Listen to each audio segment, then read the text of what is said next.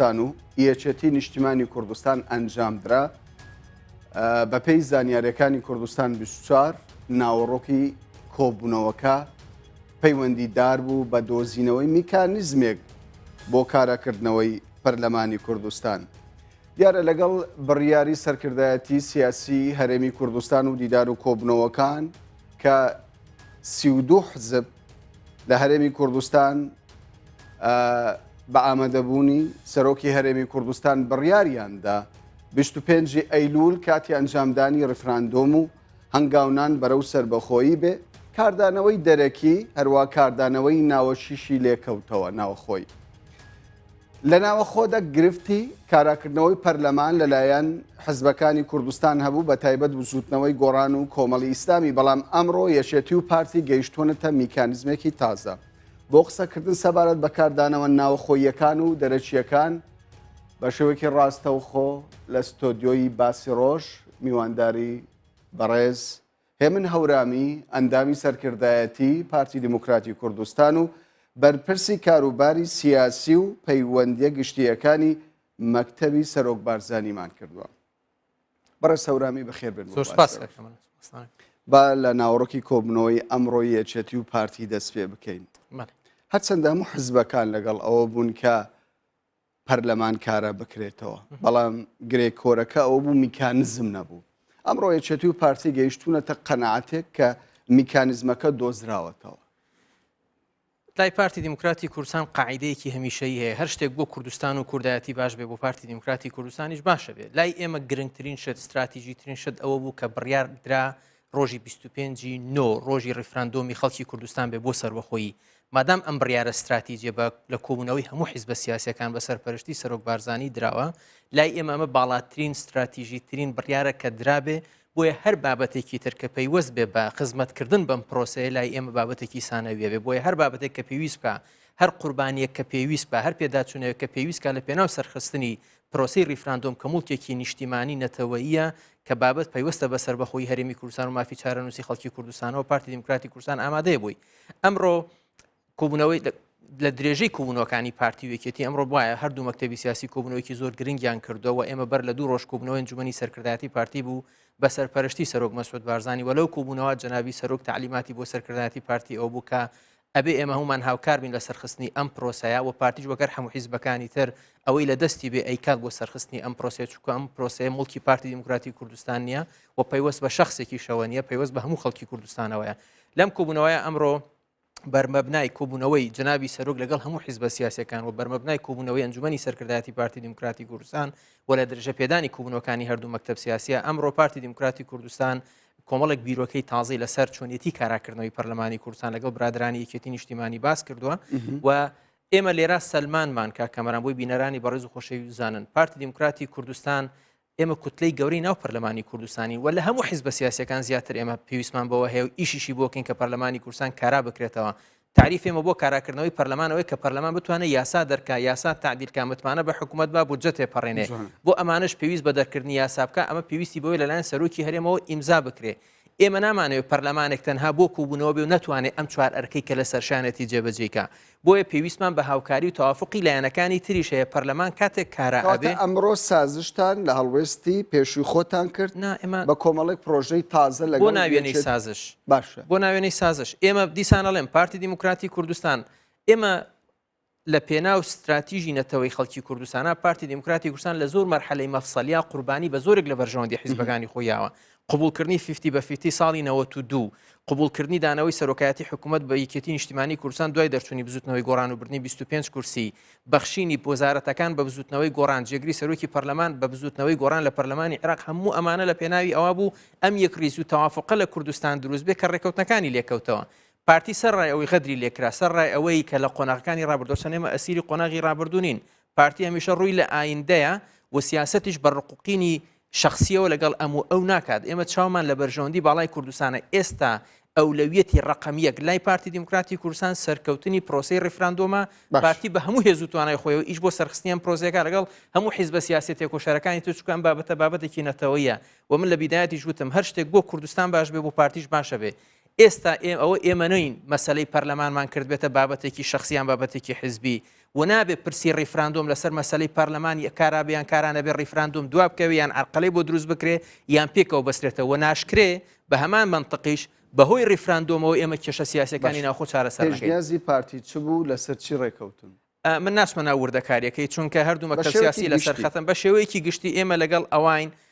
لە درێژە پێدانی ئەو بەیاننامەی کە جەنابی سەرۆک بارزانی لە ڕۆژی 20 ساڵی 2006 ڕایگەاندووە جەنابی سەرۆک نەخشەڕەیەکی سێ خاڵی خستە ڕوو یەک گۆڕینی دەستەی سەرۆکایەتی پەرلەمان بۆ ڕێخستنەوەی کابینە هەشتەمی حکوومەت هەرێمی کوردستان بۆ ئامادەسازی بە بۆ هەڵبژاردننی سەرۆکایەتی هەرێمی کوردستان بە مەرسومی سەرۆکایەتی کە جەنابی سەرۆک بارزانی ڕایگەیاندووە داوای لە کۆمیسیۆن کردو هەڵبژاردننی پەرلەمان و سەرۆکایەتی هەرێم لە کاتی خۆیان بکرێن ئەم دوو خاڵی نەخشەڕێەکەی سەرۆک بارزانی کە لە 2016 ڕایگەاندومە چارەسەر کراون بۆ پرسی کاراکردنەوەی پەرلەمان و بوونی دەستەی سەرۆکایەتی پەرلەمانی کوردستانیش دیسان دەڵێن پارتی دیموکراتی کوردستان کۆمەڵێک بیرۆکەی نوێی خستووەتە ڕوو لەسەر ڕۆشنایی ئەو تعلیماتانەی کە جەنابی سەرۆک بارزانی بۆ سەرکردایەتی پارتی دیموکراتی کوردستان هەیبووە بۆ ئامادەکاریەکی هەموو لایەنەکان چونکە ئێمە نامانەوێ ئەمان ئەم پرسە بوو دیسان باسەکەم پرسێکی نیشتیمانی و نەتەوە پێمان خۆشە بزوتنەوەی گۆڕان پێمان خۆشە کۆمەڵی ئیسلامیش بەشێکی کاریگەر و ئەساسی بن لەسەر خستنی ئەم پرۆسەیە بیرۆکە نوێیەکان من ناچمە ناو وردەکاریەکەی بەڵام ئێمە ئەتوانین ئەوە بڵین کە لەگەڵ ئەوین بە شێوازێک کاری پەرلەمان دابڕێژرێتەوە کە هاوکاری بەرژەوەندیە باڵەکانی کوردستان و سەرخستنی پرۆسی ڕیفراندۆم بێ ئەگەر پەرلەمان نەتوانێت لە خزمەت پرۆسی ڕیفراندۆما بێ کارا بێیان کارانە بێ ناتوانێت هاوبەشێکی باش بێ لە سەرخستنی پرۆسەکە ئێمە لە پێناوی ئەوەی کاراکردنی پەرلەمان بەشێکی گرنگی سەرخستنی پرۆسی ڕیفراندۆم و بەرەو سەربەخۆیان بێ پارتی دیموکراتی کوردستان بیرۆکەی تازی خستووەتە ڕوو. باشە بیرۆکەی تازە ئەگەر کەمێک بەرچاوڕوونی بدەین بە بینەران پۆستی سەرۆکی پەرلەمان هەر بۆ بزوتنەوەی گۆڕان دەبینێتەوە پارتی ڕازیە لەسەرەوە ئەمە کۆمەڵێک وردەکاری ترە هەندێک بە مەرحەلەیە بە بڕیاری بەڵێونە خێر من ناتوانم ئێستا جوابت بمەوە بەڵام ئێمە پێمان باشە بزوتنەوەی گۆڕان بێتە ناو پرۆسەی بەرەو سەرخستنی پرۆسی ڕیفراندۆم لە هەرێمی کوردستانە و پرۆسی ڕیفراندۆم هاوکاری ئێمە و گۆڕان و برادرانی تریش بێت تا کێشە سیاسەکانی ناوخۆی کوردستانی پێچارە سەرکەین و بۆی ئەم کێشە سیاسیانی ناوخۆ نەقۆزرێتەوە لەلایەن ئەوانەی کە نایانەوێت پرۆسی ڕیفراندۆم سەربەخۆ بێ ئەوانەی کە نایانێت کوردستان سەربەخۆ بێ دیسان دەڵێن پارتی دیموکراتی کوردستان هەر قوربانیەک پێویستی بوو بێ ئێستش ئامادەیە بیاد لە پێناوی سەرخستنی پرۆسی ڕیفراندۆمە چونکە ئێمە پێمان وایە سەرکەوتنی ڕیفراندۆم سەرکەوتنی یەک بەیەکی خەڵکی کوردستانە بەوانشی کە دژی پرۆسی ڕیفراندۆم. باش ئەو پرۆژێ تەنیا بۆ ڕازیکردنی بزوتنەوەی گۆڕانە یا خود ڕازیکردنی کۆمەڵی ئیسلامیش ئێمە ئەم کە ئەڵین لەگەڵ ئەوەی پەرلەمان کارابێت چکە ئێمە کوتلەی گەورەی ناو پەرلەمانی کوردستانین پارتی دیموکراتی کوردستان کۆمەڵێک ڕێی لەسەر پرۆسی سیاسی لە کوردستان هەیە کۆمەڵێک ڕێی لەسەر تعدیل و هەموارکردنی کۆمەڵێک یاسای بنەڕەتی لە وڵاتە هەیە کە پێویستمان بۆیە پەرلەمانی کوردستان بتوانێت ئەم یاسایانە تعدیل کات و تێپەڕێنەوە بۆ سەرۆکی هەرێمی بنێرە تا ئیمزایانکە بۆ ئێمە پێویستمان لە هەر کاتێک زیاتر پێویستمان بۆیە پەرلەمانی کوردستان کارابێ چکە ئەوە ئێمەین وەکو کوتلەی گەورەی ناو پەرلەمان کە پێویستمان بەوە هەیە پەرلەمانێکی کارامان هەبێ کە سەرچاوی تەوافقی نیشتیمانی بێ و پاڵپشتێکی گەورەی سەرخستنی بزوتنەوەی ڕووساری خوازی خەڵکی کوردستان بێ. بە پێی زانیاری ئێمە کوردستان بیشتر زانیاری ئەوەی دەستکەوتووە کە پارتی ڕازی بۆ دکتۆر یوسف بگەڕێتەوە و یەکەمین دانیشتنی پەرلەمانی کوردستان ئەو بکە و دەرفەت دراوەتە دکتۆر یوسفیش کەسێک لە شوێنی خۆی دەستنیشان بکات سەرۆکایەتی پەرلەمان بەڕێوە ببە. من دیسان ناچمە ناو تەفاسیلەکەی بەڵام ئەگەر بزوتنەوەی گۆڕان بێتە پێش لە سەرخستنی پرۆسی ڕیفراندۆم ئەگەر بزوتنەوەی گۆڕان هاوکار و هەماهەنگێکی تەواو بێ بۆ سەرخستنی پرۆسی سەربەخۆیی و پاراستنی یەکڕێزی و زۆرترین کۆدەنگی نیشتیمانی پارتی دیموکراتی کوردستان هێڵی سووری لەسەر ئەوە نیە بزوتنەوەی گۆڕان لە سەرۆکایەتی پەرلەمانە. باش ئێستا پارتی هەموو هەوڵێکی خۆی دەخاتە گەڕ بۆ کارەکردنەوەی پەرلەمان و هێنانەوەی بزوتنەوەی گۆڕان و کۆمەڵی ئیسلامی بۆ پرۆسی ڕیفراندۆم. با لە ناوەخۆ دەربچین تقریبەن بەرچاوڕوونیەک دروست بووە با بینە سەر کاردانەوە نێودەوڵەتیەکان ینی چی تێگەیشتن لەو کاردانەوە نێودەوڵەتیانە؟ بۆی زۆر ڕوون و ئاشکرابین لەگەڵ بینەرانی بەڕێز ئەم کاردانەوانە بە کاردانەوەی نەرممان زانیون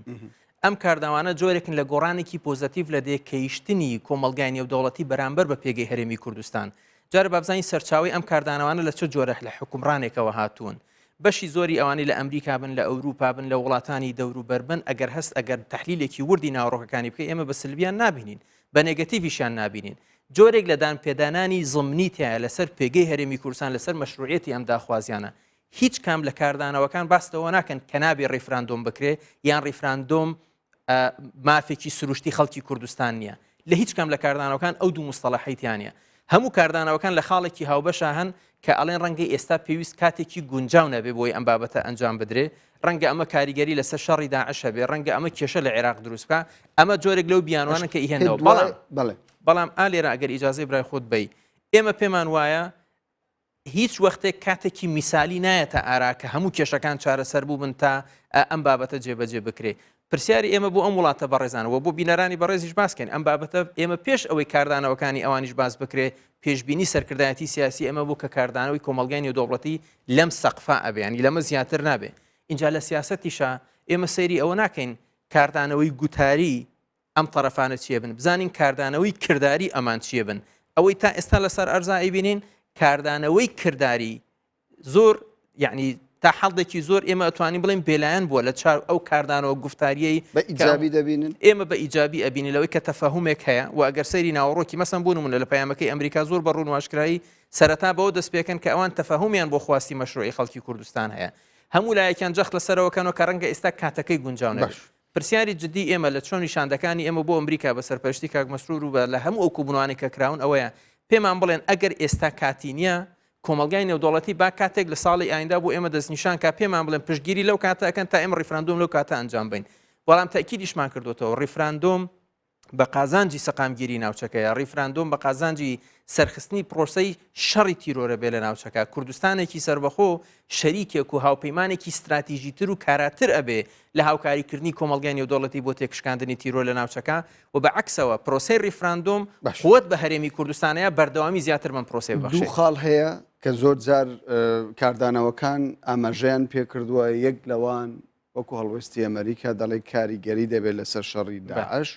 وانێک جارش لەم وڵات و لە وڵات جێبیستیەوە دەبین دەڵێن کاتەکە گونجاو نییە خوێندنەوەت بۆ ئەم جۆرە ئێمە کاردانەوەن جارێ لە عورفی ئاعتراف بە دەوڵەتێکی تازە لەناو کۆمەلگای نێودوڵەتی بە پێی قانونی دەولی هیچ وەختێک ئاعتراف پێش ئیعلان نەهاتووە ئەوەی بە ئینگلیزی ئەڵێن یعنی ڕێکۆگنیشن ئاعتراف هەمیشە دوای دیکلەرەیشنە یعنی هەمیشە دوای ئیعلانکردنە هیچ کەیسێک لە هەر 1994 وڵاتەکەی ئەندام لە نەتەوە گرتوەکان نهاتووە پێش ئەوەی دەوڵەتەکە ئیعلان کرابێ ئاعتراف بە حاڵەتی ئەم دەوڵەتە کرابێ بەڵام کە تۆ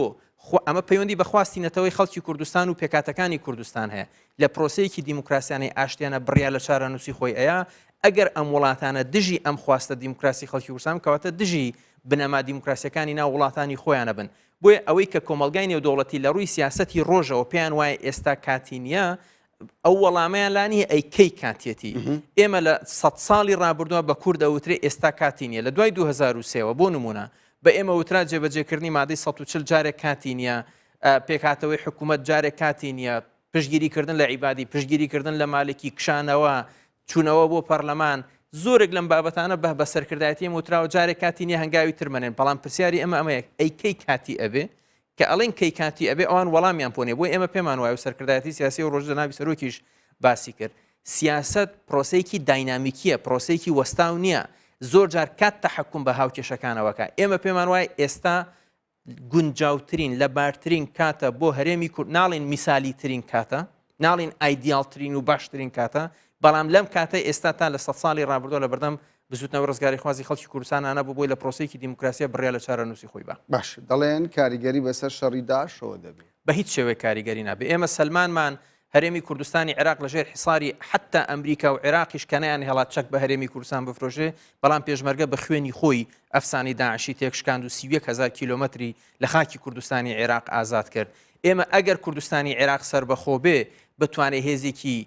پۆڵاینی پێشمەرگە پڕچەکە بە چەکی نێودەوڵەتی بتوانێت دەرگای زۆرێک لە ئیتفاقاتی عسکەری بۆ بکاتەوە ئێمە هاوپەیمانێکی استراتیژیترە بین لە ناوچەکە و ئێستش جەنابی سەرۆک ئەو ڕۆژەش بە تەلەفۆن لەگەڵ عیبادی کە قسەی کردو تەکیدی کردوتەوە لە شەڕی مووسڵ لە شەڕی تیرۆر ئێمە بە تەواوەتی پشتیوانە بین و هەمانگی پێشمەرگە و سوپای عێراقیش بەردەوامە بێ و ئەم پەیامە بە ئەمریکەکانیش وتراوە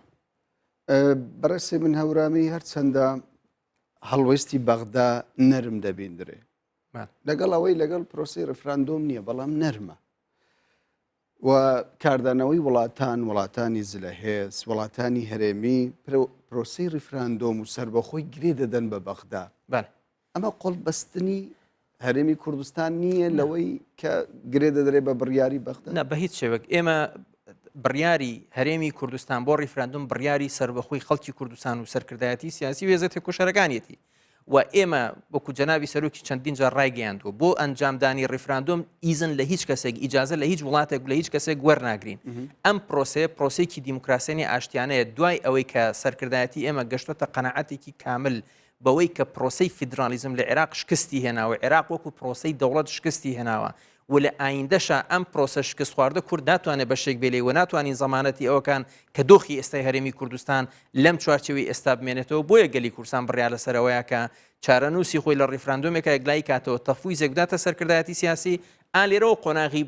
گفتوگۆی جددی لەگەڵ بەغدا دەست پێکە ئێمە لە هەموو کۆبوونەوەکانە پەیامی جەنابی سەرۆک گۆفتەکانی ئێمە بۆ هەموو وڵاتان ئەوە بووە کە ئێمە ئەنجامی ڕیفراندۆم بۆ سربەخۆیی کوردستانە ڕیفراندۆم بۆ هەموو کوردستانی عێراق بە کەرکووک و خانەقین و شنگار و دووز و بەخمور و هەموو ناوچەکانی تری کاتێک ئەم ڕیفراندۆمە ئەنجامەدرێت بڕیاری گەلی کوردستان بۆ سربەخۆیی شێوازی جێبەجێکردنی ئەم سربەخۆیە و مەرجەکانی ئێمە بۆ جێبەجێکردنی سربەخۆیی لە پرۆسەیەکی درێژخایەن بەڵام نەک پرۆسەیەکی هەتاتایی لەگەڵ حکوومەتی عێراق و پێکاتەکانی عێراق گفتوگۆی لەسەرەکرێ و ئێمە هەر کاتێکی پێویست بێ هەر توانایەکی پێویست بێ سەرفەکەین بۆی لەگەڵ عێراق بەخۆشی بە ئاشتیانە دەبی بەغدا جارێ لەو کوبوونەوانەی کە کراون ئێمە ئێستا ناتوانین بڵین بەغدا تەفاعولیە بێ یان تەشاؤمیە بێ لەسەری بەڵام بە گشتی ئەتوانم ئەو بە بینەرانی بەڕێز بڵێن بە زۆریش بە سیقەوە ئەیڵێن کە جۆرێک لە تەفەهومێکی پۆزتیڤ لە بەغدا لەسەر ئەم پرسە هەیە وەکو حکوومەتی عێراق کاتی نییە یعنی پێ دوایە کاتی بیتن دواتر هەڵوێستی خۆی بگۆڕ نا ئێمە ئاخر ئێمەش هەروان ینی هەروان ناچینە ناو پرۆسەکەەوە ئێمەش خوێندنەوەی تایبەت لە سەرکردایەتی ئێمە معادلاتی هێز لە عێراقی خوێنینەوە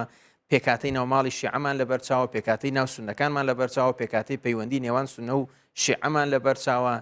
پەیوەندی کۆمەڵایەتیەکانی ناو محافظاتی جنوبی هەن ئەزانین سەرچاوی هێز و لاوازی هەریەک لەم هێزانە لە بەغدا چۆن ئەبێ پەیوەندی دەریکەکانیان کامانن ئێمە پێمان وایە مادام خیتابی ئێمە وتاری ئێمە تەفویزێکی دیموکراسیانەی یاسایانە و سروشتیانەی گەلی کوردستان بە سەرکردایەتی ئێمەدرێ و ئێمە ئەمانەوێ قۆناغی ئێستا ئێمە بە سەراحەت خۆ ئێستا ئێمە و عێراق جگە لە عملی مووسڵ و تەنسیقی بینی پێشمەرگە و سوپای عێراق لە مەسەلەی مووسڵا هیچ شتێکی تر پەیوەندی ئێمە و عێراق نەماوە ئێمەمانەوێت دوای پرۆسی ڕیفراندۆم و سربەخۆیی کوردستان عێراق و کوردستان ببنە دوو وڵاتی هاوپەیمانی استراتیجی یەکتری کە لە شەڕی تیرۆر پێکەوە چۆن ئێستا لە شەڕی مووسڵ پێکەوەین لە شەڕی تیرۆر و هەڕەشە هاوبەشەکان دیسان پێکەوە بین چۆن ئێستا حدودەکانمان کراون بۆ یەکتری لە بەردەم هاوڵاتیانێمە ئەوەش حدودەکانمان کراوە بێ ئەوەی بە ئینگلیزی پێڵێن ئێستا ئێمە لە پەیوەندیەکی پشتپێک بەسترێکی ناتەندروستین کە نە ئەوان شەراکەتی ئێمە قوبوڵەکەن نە ئێمەش تەبعیەتی ئەوان قوبوڵەکەین ئێمە ئەمانەوێت ئەم هاوکێشەیە بگۆڕین هەردووکمان دوو دراسۆ بین کە شەریکی یەکتری بین لەوەی کە بتوانین هاوکار و هەمانگی یەکتری بین لە پاراستنی یەکتری لە بازاڕی هاوبەشی یەکتری لە بازارێکی ئابووری و تجاری هاوبەشی یەکتری و بتوانین لە پەیوەندی دەرەکیەکانی خۆشمانەوەکو دوو وڵاتی هاوپەیمان مامەڵە لەگەڵ یەکتریا بکەین بۆی ئێمە پێمان وایە بە عێراقیشمان وتووە ئەگەر ئەوان بێنە پێش لە پرسی سربەخۆیی کوردستانە عێراق کێشەی کوردی لە کۆڵ ئەبێتەوە ئەو کات عێراق یەکلایە بێتەوە بۆ بەشە عەرەبیەکەی کە قەزیەی کوردی تیانەمێنێ عێراقیشی پێ بەهێزە بێواتە پرسی سربەخۆیی کوردستان لە قازانجی ئەستەن خودی پێکاتەی عەرەبیە لە عێراق پێتان وایە هەڵویستی بەغدا ینی وەکو پێویست بووە تاوەکو ئێستا ئێمە زۆر بە نێگەتیڤی نبینین بەڵام ناشتوانین بڵین سەقفی تەقۆقعاتی خەڵکی خۆمان زۆربەری نەسەر بڵین وڵا هەمویان قوبوڵیان کردو ئێستا لەگەڵەوەن بەڵام ئەمە خواستی گەلی ئێمەیە سەرکردایەتی سیاسی ئێمە دوای ئەنجامدانی ڕێفراندۆم ئەم خواستە بە مفاوەزە لەگەڵ عێراق یەکلایی کاتەوە لەسەر چۆنێتی ڕاگەیاندنی سربەخۆیەکە ڕێفراندۆم بۆ سربەخۆییە مفاوەزات بۆ ئەوە نیە ئێمە دەست لە سربەخۆیەکە هەڵبگرین یان بە کۆنفیدرالیان بە شتێکی ڕازی بین بەڵام ئەمانەوێ مەرجەکانی چۆنێتی ئەنجامدانی سربەخۆیەکە و ڕاگەیاندنی سربەخۆیەکە و پەیوەندیەکانی عێراق و کوردستان دوای ڕاگەیاندنی سربەخۆیی بەو گفتوگۆ ئاشتیانە لەگەڵ عێراقا باز بکرێت زۆر باشە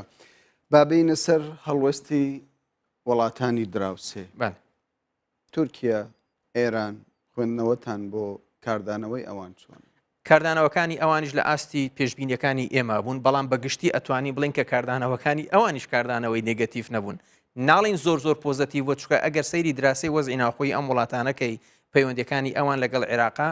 لەو دۆخەی کە ئەوانیتیان هەر ئەوەندە پێشبینی ئەکرا کە ئەوان بیکەن بەڵام لەگەڵ ئەوەشە پەیامی ئێمە بۆ ئێران و بۆ تورکیاش ئەوە بۆ سەیری 26 ساڵی ڕابردووکەن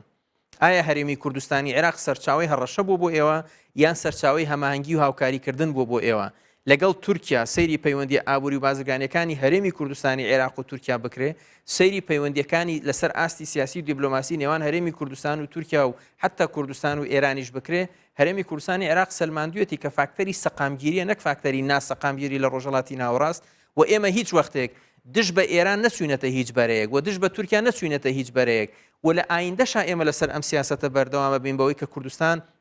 وەکو وڵاتێک سیاسەتێکی بێلایانی پۆزتیڤ بگرێتە بەر نەبێتە بەشێک لەو معادلاتە مەزهبی و بلۆک بەندی جیۆپۆلیتیکێکە لە ڕۆژهەڵاتی ناوەڕاست دش بەم وڵات و ئەو وڵاتی تر ئەکرێ بۆیە پەیامی ئێمە پەیامی ئاشتیانەیە بۆ ئەوان بەڵام دوا بڕیاری گەلی کوردستانە بڕیاری گەلی کوردستان لە هەولێر و خەڵکی کوردستان دەریەکانەک ئەوەکە لە تارانیە لە ئێمە لەگەڵ هەواڵی بە پەلەش دەڕۆین هەر ئێستا سەلاحەدین بەهادین ئەمینداری گشتی یەکگرتووی ئیسلامی کوردستان باسی لەوە کردووە